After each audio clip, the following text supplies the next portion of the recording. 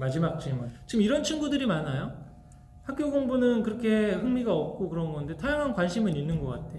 뭔가 꿈과 끼를 길러줄 수도 있는 것 같고 관심 분야가 하나둘씩 이제 올라가기는 하는데, 그러면 근데 주변에서 봤더니 지금 다 뭐 중학교 선행도 하고 애들 공부를 많이 시키고 그러는데 얘가 지금 이렇게 자기가 좋아하는 것만 하고 학교 공부를 안 따라가고 그런 상황에서 뭐 중학교 고등학교 가가지고 열심히 해서 과고를 갈 수 있을까, 아니면 좀 원하는 뭐 자사고에 가서 자기가 하고 싶은 일들을 할 수 있을까라고 하는 이런 고민들이 굉장히 많이 되잖아요. 근데 이 부분은 조금 이제 냉정하게 좀 생각을 해보면, 지금 입시로 승부를 볼 수 있는 애들은 초등학교 수학이라든지 초등학교 공부가 어려워서는 조금 문제가 있어요. 특히 수학은 선행을 이걸 하고 안 하고를 떠나서 공부머리가 되는 아이들은 수학은 투입 대비 산출 효과가 굉장히 큰 과목이거든요. 대충 뭐 영어처럼 많은 단어를 외우고 책을 많이 읽고 뭐 독후감을 국어처럼 뭐 쓰고 뭐 만들기를 하고 시간이 많이 걸리는 것도 아니야. 딱 보니까 개념이 이렇게 되는 것 같아. 그 선생님 설명 잘 듣고 그 다음에 연습 문제 몇 개 딱 풀어보고, 그러면 이게 잘하고 좋아하는 걸 해야 된다고 그랬잖아요. 잘하는 거는 빨리 하는 게 잘하는 거예요. 동일한 거를 줬을 때. 좀 수학 공부 머리가 있거나 입시 경쟁력이 있는 아이들은 문제지를 풀어보게 한다든지 학습지를 주잖아요. 그러면 학습지 뭐 하나 풀어보라고 주면은 엄마 나 다 했어!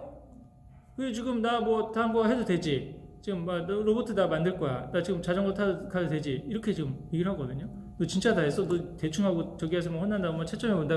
다 맞았어. 진짜 다 했네. 너 대충 하는 거 같은데 그냥 그거 별로 어렵지, 좀 어려운 거 좀 줘봐 뭐 이런다든지. 근데 어떤 애들은 풀어보게 하면 어떡하죠? 다 했어. 지금 1시간 지났는데 빨리 그거 다 끝나면 엄마 간식 준다. 엄마 어려워. 이렇게 하는 애들이 있죠.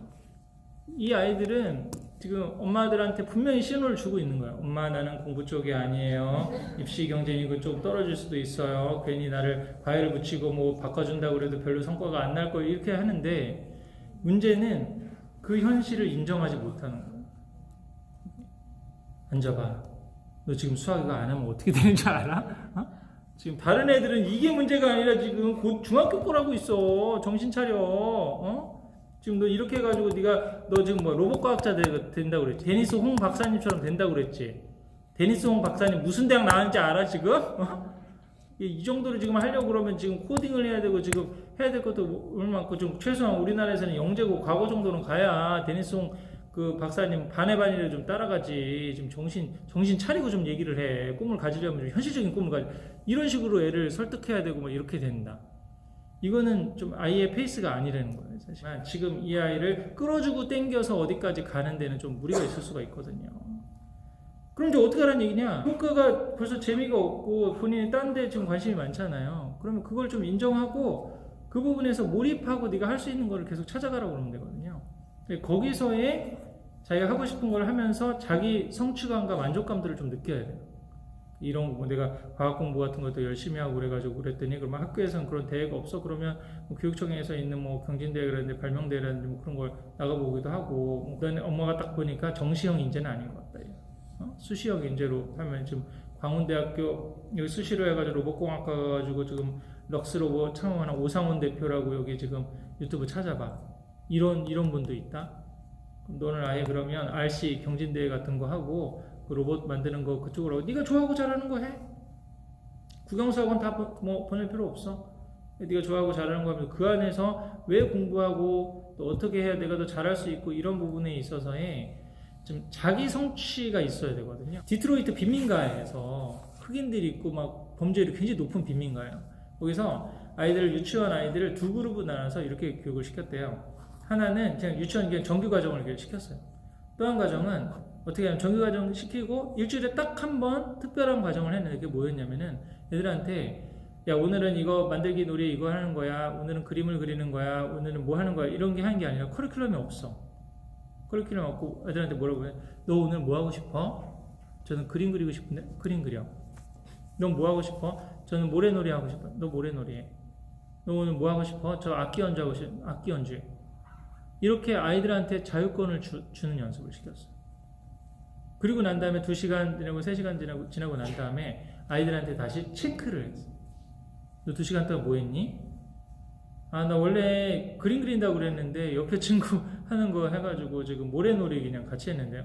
아, 그랬구나. 거기까지 끝. 왜 너 안 했어? 그림 그린다고 그림을 해야지 이러지 않고 평가하고 이러지 않고 그냥 자율권을 계속 줬어요.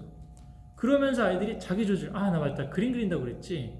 다음부터는 근데 가만히 보니까 내가 그림을 좋아하지 않는데 그린다고 그랬구나. 난 모래놀이 해야 된다고 그래야지. 이렇게 바꿔가더라는 거예요. 바꿔가고 이렇게 하고 난 다음에 1년 뒤에 학업 성취도를 했을 때 이 A그룹, 자기 주도성과 자기 조절력을 길러준 이 그룹이 학업 성취도가 훨씬 더 높게 나오는 거예요. 좀 우리는 이 교육을 사실은 공교육적으로 해주고 그래야 되는데 이게 사실 쉽지가 않은 거잖아요. 이거를 가정에서 할 수 있으면, 그러니까 진로지도적인 측면에서도 뭐뭐뭐를 학교에서 하는 거는 그러면 그냥 공교육만 따라가면 되는 거예요. 그 정도에서 그렇게 관심이 없으면 저기 하고 남는 시간들 있잖아. 그걸 네가 더 좋아하는 걸 하라고. 근데 난 이게 하는 게 너무 좋아. 학교 가는 시간이 아까워. 그러면 홈스쿨링으로도 갈 수도 있어요. 대안학교로 갈 수도 있고. 책에 하나 대안학교 소개한 데가 있는데 사실 이런 식의 자기주도적 커리큘럼으로 가는 교육을 시키는 데가 있을까요? 있어요. 우리나라 충청북도 괴산에 폴 수학학교라고, 이거는 수학 중심의 대안학교거든요.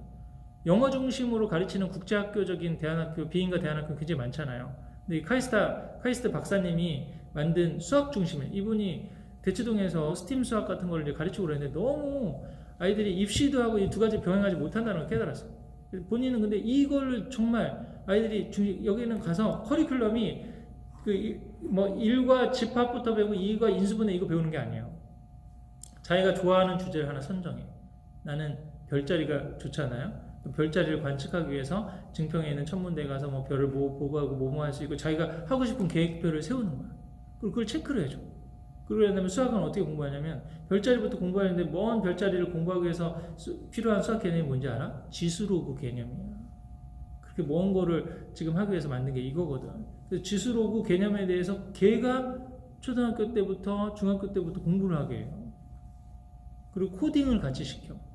그리고 수학적으로 그다음 코딩적으로 풀어내는 연습을 시키거든요. 지금 이제 5, 6년 정도 됐어요. 초등학교 5, 6학년서부터 이제 봤거든요, 아이들을. 그렇게 해서 지금 이제 그 성과들이 지금 나오기 시작하는데, 어떤 아이는 지금 아까 그 학사 편입 있죠? 고등학교 졸업하고 성균관대 대학원으로 바로 갔어. 고2, 3 때 학사 그걸로 다 했어. 그리고 코딩, 그 코딩을 할 수 있는 애는 얘밖에 없어. 그걸로 해서 성대 대학원을 봐요. 학부로 간 게 아니라 대학원을 19살 때 바로 갔어요.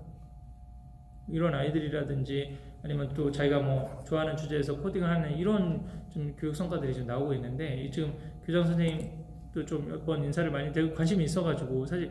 근데 이 대안교육은 그 소프트웨어는 좋은데 하드웨어적인 거, 뭐 기숙사라든지 이게 힘든 거예요. 진짜 그 대안교육이나 이런 걸 하시려면 자기 전 재산과 전 에너지를 걸어야 돼.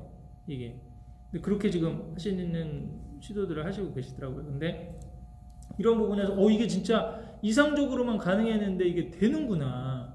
자기가 커리큘럼을 정하고 자기가 주제를 정해서 논문을 쓰고 수학적으로 구현하게 하고 그걸 또 논문 영어로 발표해야 되니까 영어 공부를 자기 주도적으로 하겠는데 이게 애들이 따라오고 성과물이 나오는구나를 사실은 보고 지금 다른 데서도 지금 영재학교라든지 이런 데서 많이 벤치마킹 온다고 그러더라고요. 지금 해서 이런 학교도 있거든요.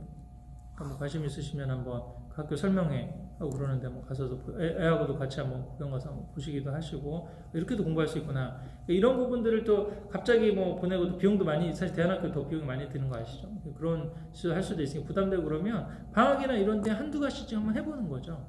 그런 부분의 진로를 아이가 정보를 찾아보는데 한계가 있으니까 부모님들이 더 알아서 책을 보고 뭐 인터넷 서치를 하고 이런 부분들은 긍정적인 거지.